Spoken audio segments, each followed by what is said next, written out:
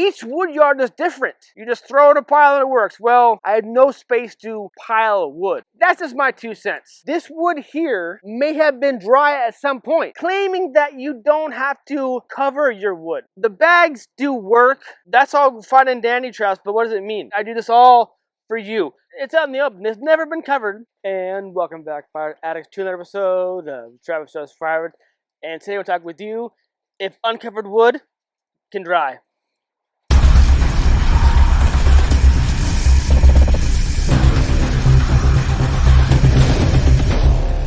So if you've been with me for a while on the channel, I had a surplus of wood at the end of last summer.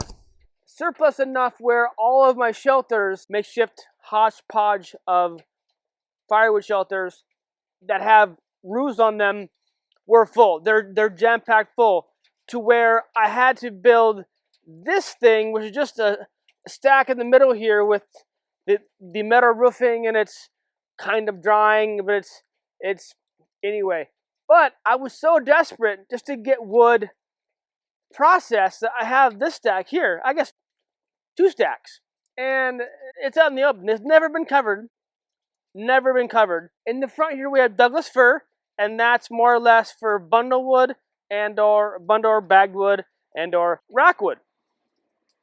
All at 16 inches more or less, and that's Douglas fir. Behind it we have bonfire wood, what I call bonfire wood, which is knotty, oversized pieces that are either at 16 or over 17 inches.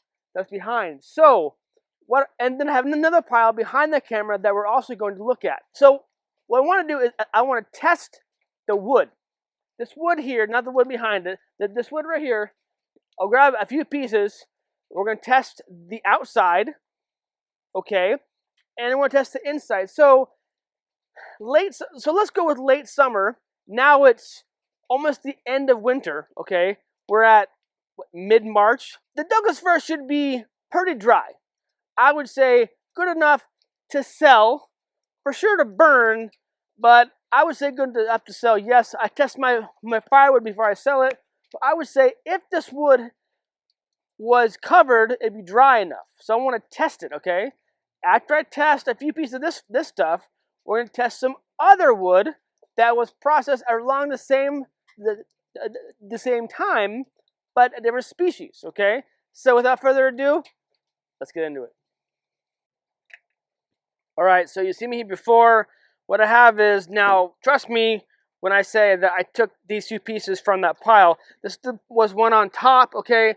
This has been exposed to the rain. It's literally, it's wet and cold right now, and I'm freezing my butt off right now, but I'm outside filming because I want to do this for you, okay? So just keep that in mind. I do this all for you. So this was outside in the rain. This is probably wet.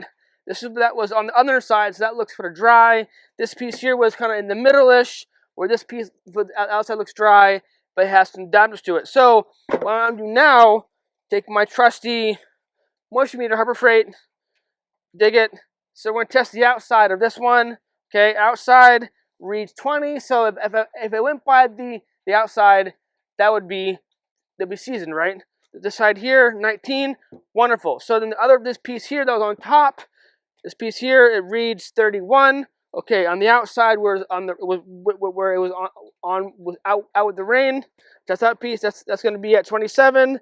That's at 29. So not too bad for being exposed to the rain. So to plan now, at least, is to split these 2 open in the middle, because it's one thing to learn what's on the outside, but we want to know if it's a higher number than 20 or at 20. We really want to know what's on the inside. So, and I could use an axe. Just use the splitter, you know. Turn that by on, split these 2 in half, turn it off. We'll measure it again, and then we'll get to the wood behind me, because that's also that it has been exposed to elements since late summer. So, dig it.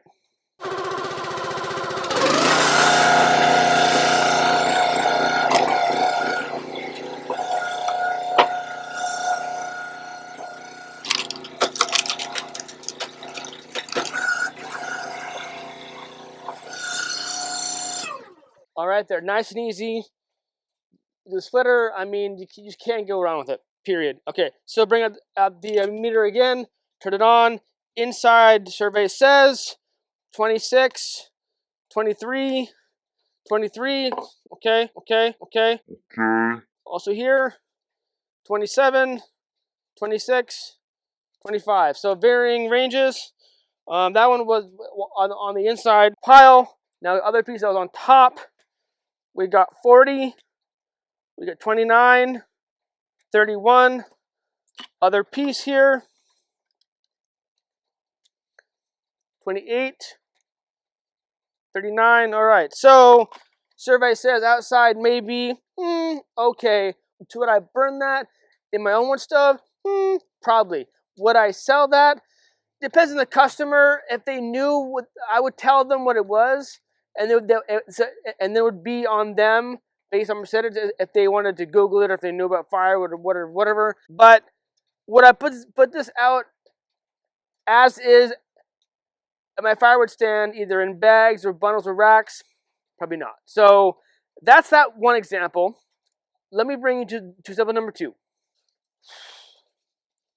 So some of the wood that I got this past summer from one of the tree service companies that dropped off like 3 loads to me back to back, boom boom boom, had a lot of this. I want to say it's spruce, but this stuff was knotty to the point where and it was huge. I literally had to take my chainsaw and noodle it up to even move it. It was just a beast. So this stuff, it's too ugly, too knotty, too gnarly to sell. So I put it in this half of a third of a cord, like 1/6 of a cord bag, I think it is, the half of a face cord bag. And what I've been doing is I've taken maybe like one wheelbarrow into my house, putting it in a rack, and drying out the outside, and then slowly burning it with my hardwood over this fall, I guess winter time, right? Because I was burning softwood throughout the fall. So I haven't been selling any of this, but it's been out in the elements. This has not been covered at all again. So it's just been in this bag. I guess this is me testing the bag in terms of like if it helps to season wood or not. But let's take this piece here because there's no knots in it. And let's take, there's a big knot in it. Let's take this one in the back here. I can see if I can find a better one for you. Here we go. This should work. Yeah, let's take these 2 pieces to the splitter, and then go from there. Alrighty, so again, just the outside of this stuff, moisture meter. Again, this has been out in the elements, not covered, right, and full of leaves because I didn't have time to blow leaves this past fall. So that reads 37, 31, 41. So all over the place, wet. I mean, yeah, definitely wet. This piece here, off the charts, 52. Where am I at? Off the charts, and 43. Okay, so let's go in the middle and see what the middle looks like, okay?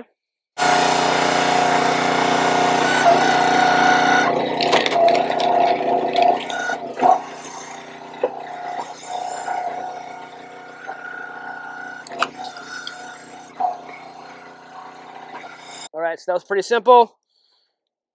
Bring out the tester again, turn it on, and we have, that's at 20, 27, that's at 40 something, 38 something.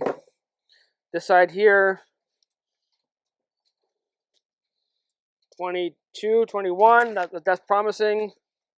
Come on, it's awkward to hold. 34 something, and 28. It's not too bad on the inside. 21, that's not too bad. 20, 26, 25. Odd has varying, you know. So then this piece here, get rid of this slash. Inside, we got 20 again. 20, 22. Okay, so that's all fine and dandy, Travis, but what does it mean? I'll show you. Hang on. So what does it mean? I mean, this is on top, this is on the bottom, so this was at the very bottom of that bag. So what can we conclude from all this, right? So what I'm thinking is the bags do work. I am still iffy about it. I think the issue with me is I get too impatient and I don't set up some sort of a jig so they can stand upright, so I can either buy the thing that goes with it to fill them or put in T-posts to fill them type thing. I think I need to do that so I can fill them properly so I can get wood, at least chunks, dried, as opposed to having to depend only on IBC totes, right? So, but the same wood that was processed, the same wood here was processed that was in my wood yard covered, that's dry. That's definitely dry on the outside and therefore in the inside. So, but this stuff here, is it burnable? Yes. Would I sell it? Again, not without the consent or the knowledge of the customer buying it, to make sure that they know, because I'm transparent with all my firewood, what the moisture percentage is on at least the outside. And then a piece like this, I would just add 2% with my 2% rule.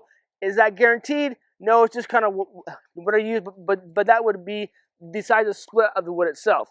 So I guess this experiment, this test, goes to other people and other channels claiming that you don't have to stack your wood. You don't have to cover your wood. Just put it in a giant pile, like several cores worth, a massive mountain, and it will dry. Not a problem, since several months down the road, and all that wood would dry. Well, and I've commented on those channels, on those episodes, that may work for you. It doesn't work for me. I don't think here in Wisconsin. It's just too wet here. It's too wet here. Okay? We don't get as much rain as Hawaii, but in terms of the number of days in the year in my area, in the Seattle area, we have more days that rain than anywhere else in the US.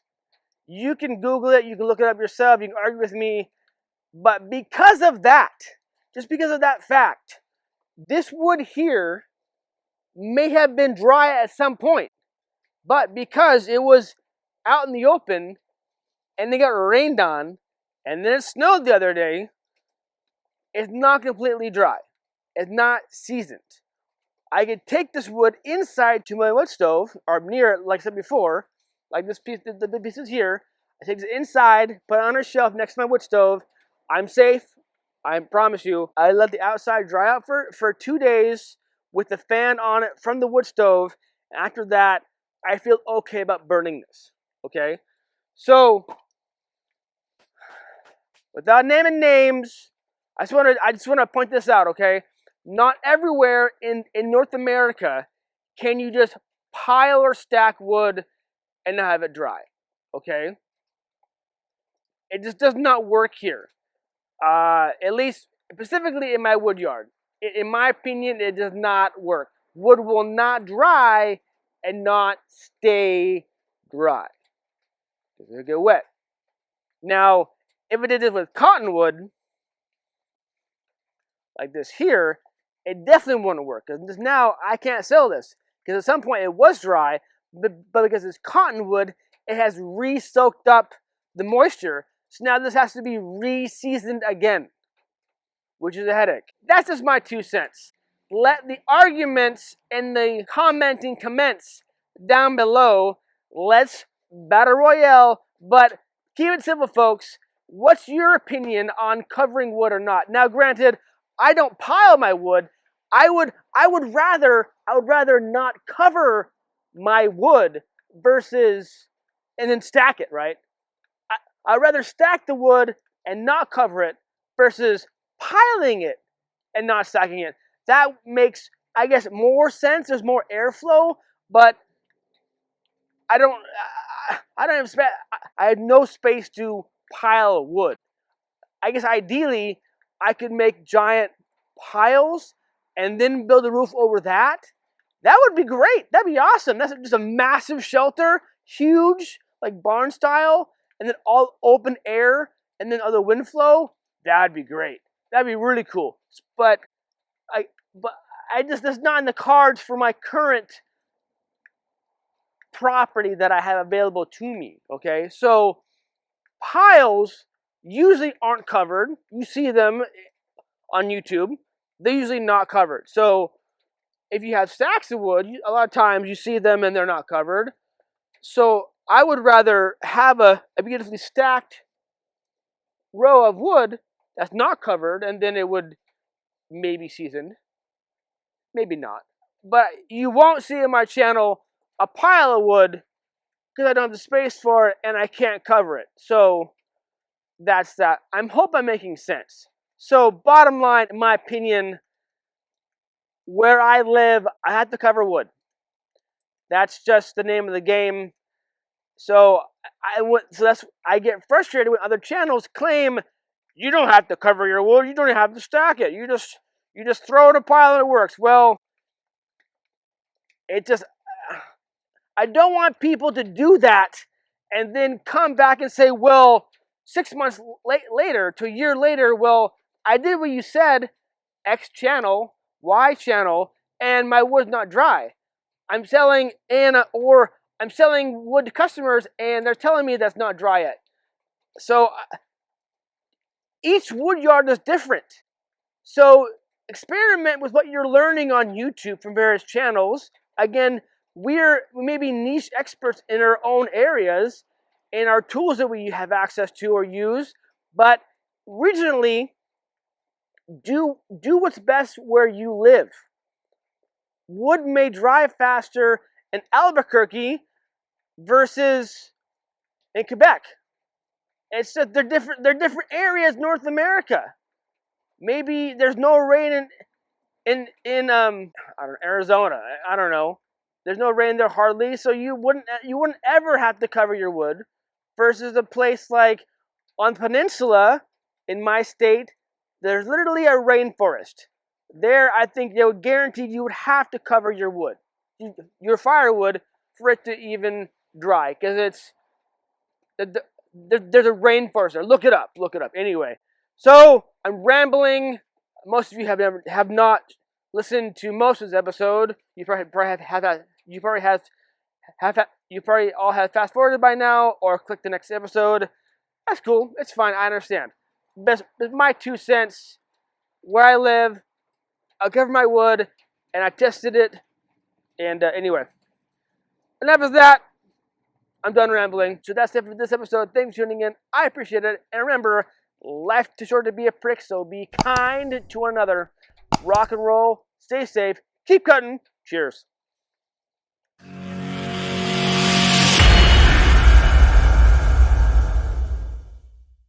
That's the downside about cottonwood, and it smells like cow dung. Anyway.